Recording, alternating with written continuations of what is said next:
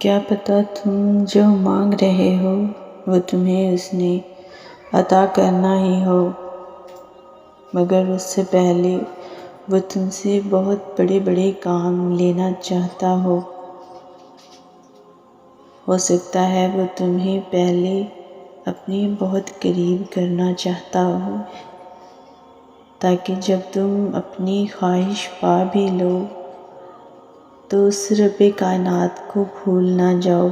ہو سکتا ہے وہ تمہیں تمہاری خواہش تب نصیب کرے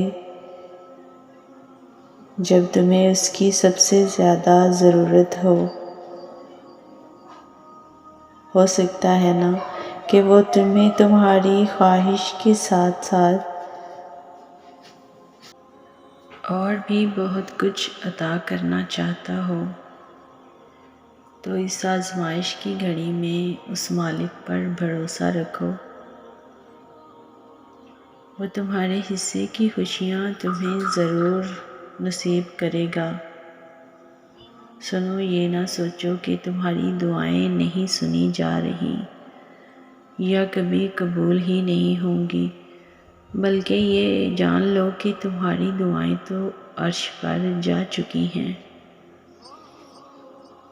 اس کے تو بس ایک کن کی بات ہے، جب تمہارے حق میں بہتر ہوگا تو اس نے کن کہنا ہے، اور فیکون کے معجزے ہو جانے ہیں۔ جس وقت آپ کا دل اچانک تیز دھڑکنے لگے تو سمجھ جاؤ کہ آپ کے بارے میں بات ہو رہی ہے۔